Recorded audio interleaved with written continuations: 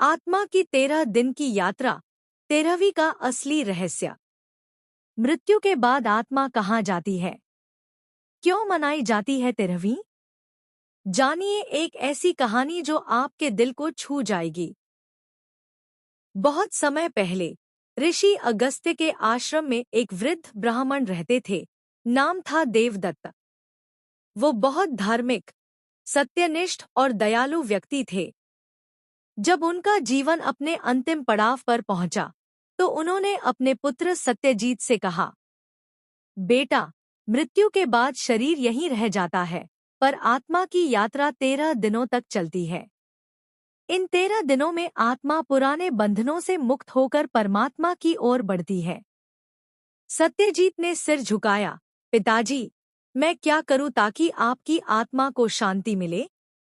देवदत्त ने मुस्कुराते हुए कहा, पहले 10 दिनों तक दश क्रिया करना, जिससे मेरा सूक्ष्म शरीर धीरे धीरे अपने पुराने रूप से मुक्त हो।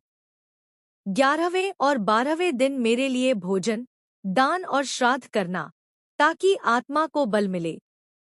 और 13वें दिन पूरे परिवार और समाज को बुलाना, मिलजुल कर भोजन कराना और मेरे जीवन के अच्छे कर्मों को याद करना।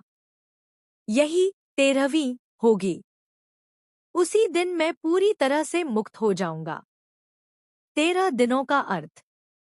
पुराणों और गरुड़ पुराण के अनुसार मृत्यु के बाद आत्मा 13 दिन तक पृथ्वी और यमलोक के बीच यात्रा करती है।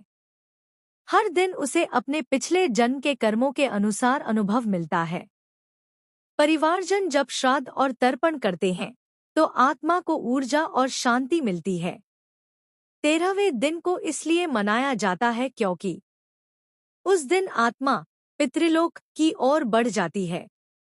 परिवार उस आत्मा के प्रति अपना आखिरी कर्तव्य निभाता है और सब मिलकर कहते हैं, अब यह आत्मा मुक्त हुई और उसकी याद हमारे कर्मों में रहेगी। कहानी का सार।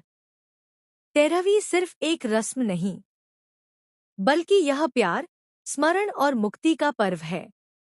यह सिखाती है कि मृत्यु अंत नहीं, बल्कि आत्मा की यात्रा का नया आरंभ है। संक्षेप में, यह परंपरा वैदिक काल से चली आ रही है। इसका उल्लेख गरुड़ पुराण, विष्णु पुराण और मनुस्मृति में मिलता है। 13वीं का उद्देश्य आत्मा की शांति, परिवार की एकता और जीवन मरण के चक्र को स्वीकार करना,